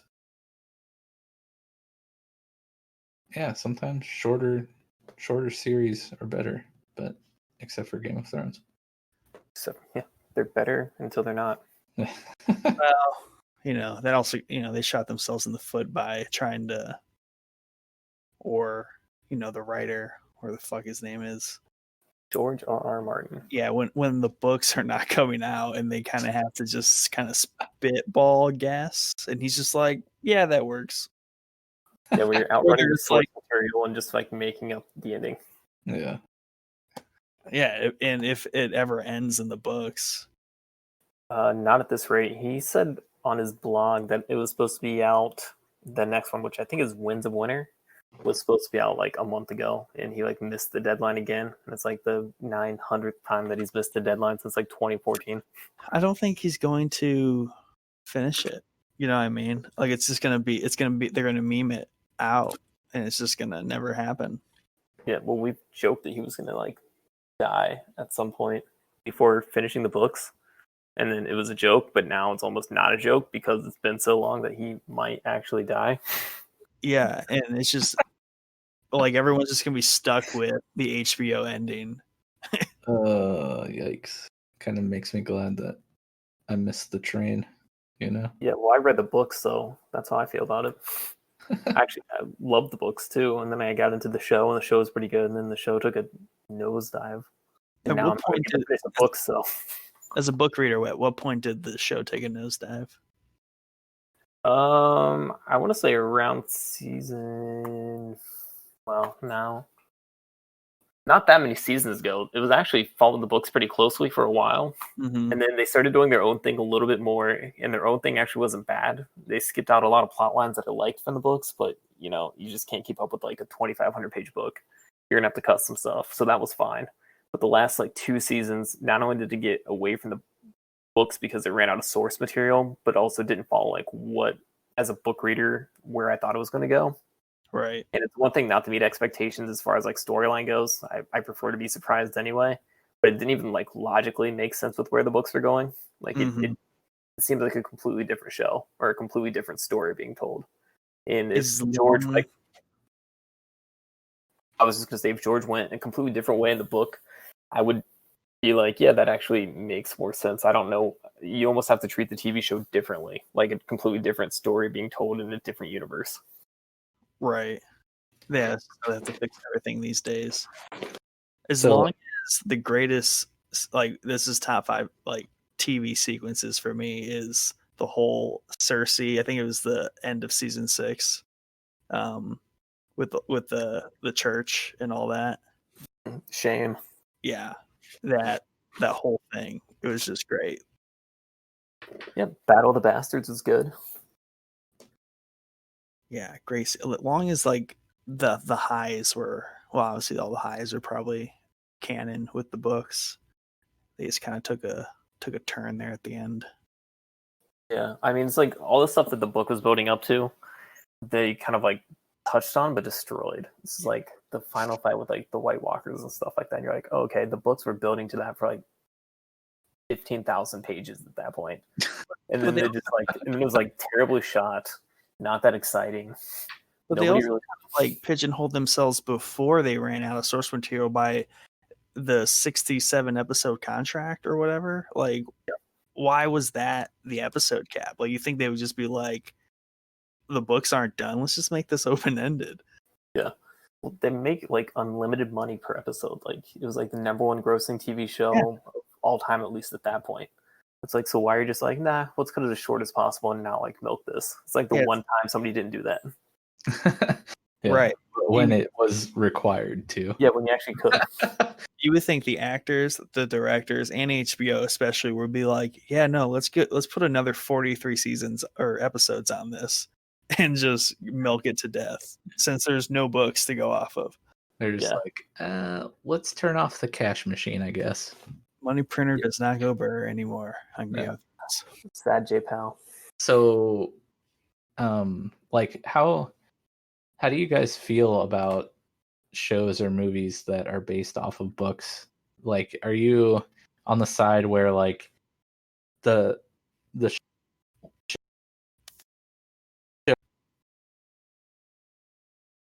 who's that like 100% be a retelling of the book? I'm sorry, I was getting some delay. Wow, way to derail that. My bad. Unbelievable. But no, are you guys like of the side that the movie or show has to strictly follow the source material, or are you okay with directors and producers and writers like taking creative liberties with the source material and kind of either, you know, doing their own interpretation or using it as like a launching pad for their own vision of that story? Does that even make sense? Yes, it makes sense. And I think as a specific example of that, and I'm going to go to Harry Potter for this, is where I think it's acceptable is between the second and third movie, how like the entire aesthetic of the world changed. I like it when they do that because, you know, that's descriptions from like books that people interpret differently. Because obviously, like the imagery you get when you read a book is different a little bit for everybody. And I think that's always really good to do. And I like seeing that. I don't think I agree as much like when they start changing like written character narratives or intentions or things like that. I think that's where it gets like dicey. Yeah. I think world building is like same thing with like Superman, like Man of Steel. Like when you put like a film grain over it, so to speak, and like this is the world that I'm building around this character. That's what I think people should do. Yeah, I not take Superman and make him like not Superman. Yeah, right. Like that's a different character. Yeah. I think there's a fine line, and I at one point was on one side of the spectrum, and I think now I'm leaning towards the other side where at least when it comes to things like superhero movies or comic movies, I used to always want to, you know, see the movie or story like strictly follow the source material, and would get like pretty bummed out if, you know, to use your example, like Zack Snyder's Superman was like the emo version of the normal Superman from the comics, and that made a lot of people angry. But also, like, at some point, I don't really know when the switch flipped, but at some point I was like, you know, I mean, like, I don't know, what's his vision for this character in this story he's trying to tell? And like, maybe if Superman, you know, from the comics was plopped into this situation that Zack Snyder put him in, maybe he would not be the super positive, you know, beacon of light and hope that he is in the comics. So I don't know. I think at some point I kind of like switched over and it's kind of like appreciated, the film versions, like the liberties they're taking with these. Agreed. Yeah. I try to remind myself that it's usually for a different audience. Like, I like the Game of Thrones books, to go back to that, but I know a lot of people watching the TV show would probably not like the books at all. So I have to remember that they're kind of changing it in a way to have a more broad appeal than people that would typically be into the epic fantasy, type that probably doesn't really appeal to that many people. Right. And I guess he brings up a good point about Superman. And it's like, it's a defined character, but it's like when you put them in different situations that like aren't covered. Like, what would Superman do in this situation that hasn't like came up before? Yeah. I think that's okay to kind of make a judgment call there, where there's no precedent. Like, what would Superman do, right? Or there's no source material. You're not going against it. You're just kind of your own interpretation of what he would do there. Right. And I think that's what a lot of people had wrong with like Luke Skywalker in the newer Star Wars movies, is that they were saying that there was source material that would say he would not do that, or like that is not what he would do. And I think that's like when people start disliking things, when there's changing narrative like that, versus like new situations that aren't kind of pre-established. Nope, I agree. I think that just opens up the door for the director to kind of take it his own direction. And, as long as you're still hitting the same plot points and you're not going, so far against the character that it literally makes no sense, I don't think there's anything wrong with taking some liberty there when you can. Yeah, and kind of like you mentioned with like just the general like for TV kind of thing, like even like world building. Like there's books that don't, you have to like you have to create a lot of content that isn't necessarily in books that you need for television and movies. Because like the book never describes what that looks like or what this world looks like outside of the immediate story going on.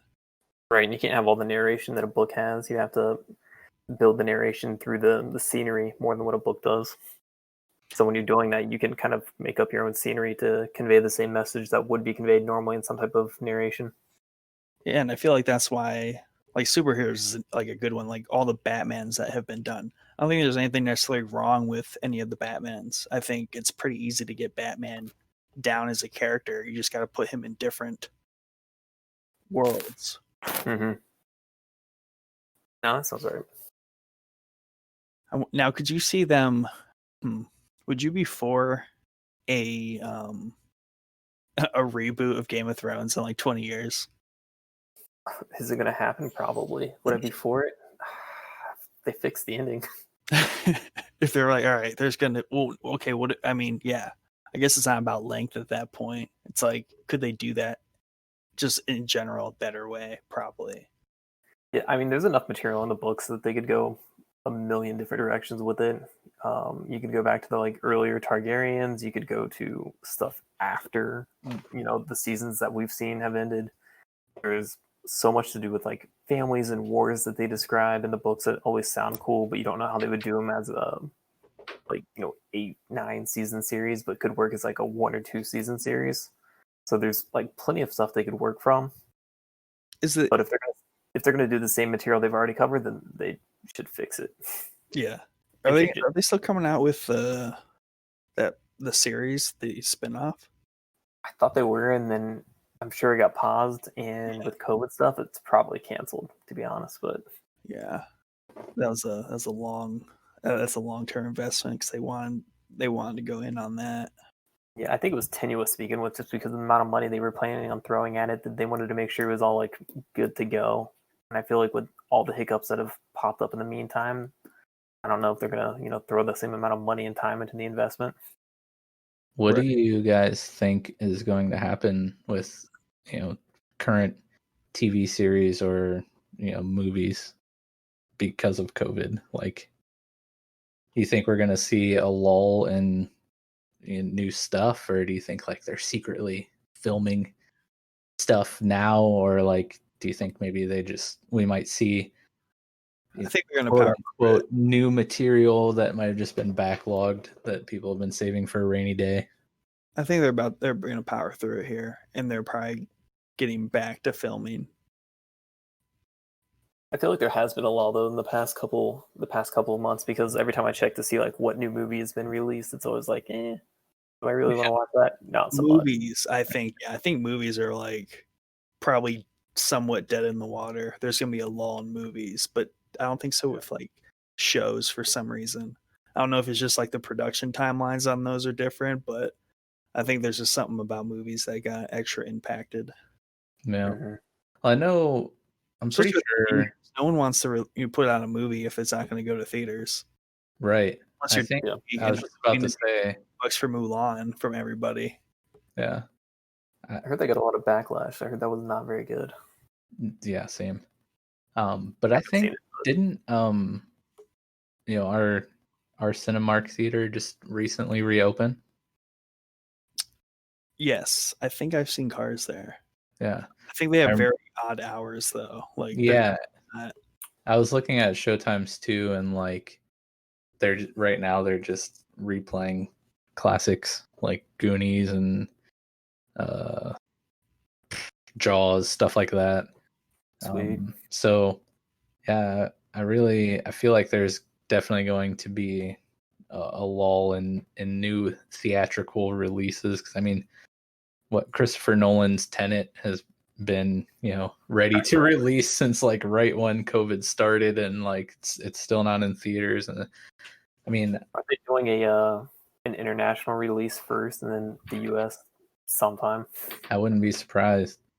But I mean, no one's gonna want to release like a big blockbuster like that into theaters that can only be like half or third or quarter capacity, Yeah.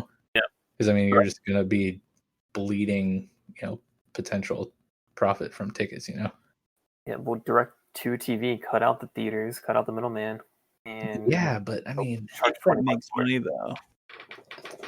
I think if Mulan is successful at $30 to own, like essentially day one for Disney, they'll probably switch to that format pretty quick. But I don't know how many people are gonna pay that, because they have to eventually release it for free, don't they? I want to say Trolls 2 or whichever one was the like first one to go direct to TV. That one made like a boatload of money. I know they talked about how successful that was. Also, so like I have 2 small children, which I had to tend to there for the last couple minutes. They're obsessed with Trolls, and we're really bummed, obviously, because we'd been hyping up, the new Trolls coming out. We were going to take them to the movies and go see it. They love going to the theater and stuff. Mm-hmm. And obviously, when everything closed, they're pretty bummed. So when it came out, we were like, oh, let's see what it costs on Google to rent. Oh, $20 to rent? No thanks. It was literally $20 to rent the movie.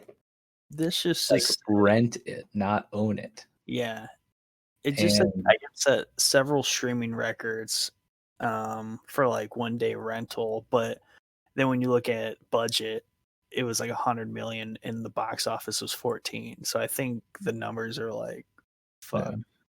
Did they release the rental numbers? Because I want to say the Amazon or maybe it was Netflix. One of those two doesn't release streaming numbers, like how much profit they take from those. Do we actually have access to that? I mean, I don't think it's out on Netflix yet. I know it's on Netflix. I was trying to think of which one of the streaming services doesn't release those numbers. Yeah, I'm not sure. That's an interesting thing to know, though. 7 million in revenue from domestic customers so far, but it was $20 to rent for a very long time, right? Up until the hiccups came back during COVID. No, I think it was $20 to rent up to like a month or two ago, which is crazy. I mean, I would be really sad if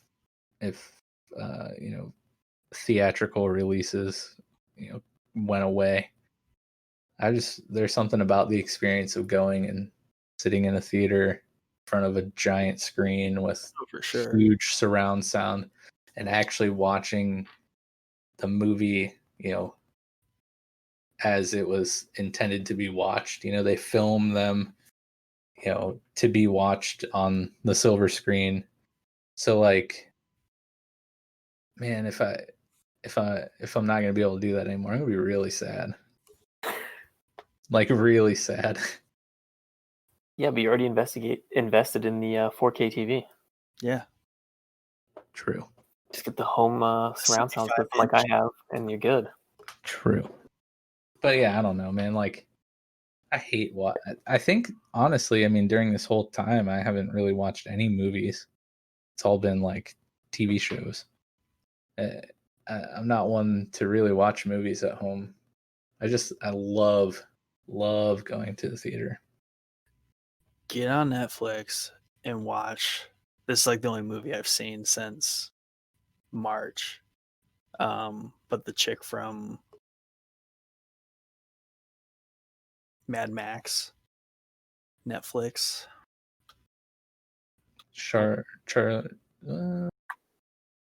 What's her name? Yeah, you're right. I know who you're talking about. What's her name? Charlize Theron. Yeah. Charlize Theron. Yeah, I'm not gonna try to pronounce it. But her new movie on Netflix, which is definitely gonna be another one, was pretty good. What's the movie? We have such a great track record of like knowing what we're talking about. It's like every recommendation awesome, and then he's like, "What's the name?" Yeah. Like, oh yeah, that one really amazing show, with the boats. That one. Guard. The Old Guard. Yeah, I've actually heard things. Oh, yeah, I have too. It's just cool because I mean that could go anywhere because they're like super old. Like they're just born, they don't die, and they just kick ass. That's sweet. Okay, that's sweet. There was a really good like comic-y type action movie that I saw on Netflix a while ago that I don't recall the name of, shockingly, that I'm going to try to find. It's not Atomic Blonde, though that was a decent movie. No, why is this happening? Oh no, I'm drawing a blank. RIP. Yeah. Man, and like all the actors are escaping me too. This is such a great podcast. We totally know what we're talking about. Do your DD. Google real quick. Oh, you have anything to go off of? Puts on Mike's boomer. No, yeah, exactly. My old man brain is getting the best of me. Have something to go off of. Otherwise, you're in a real bad hole. Oh, geez. Be like the chick from this movie. Oh, geez. That name, filmography, run it forward. That's right. Okay, I'm on to something. It's got Mads Mikkelsen in it. I know that much. Here we go. Polar. That's what it is.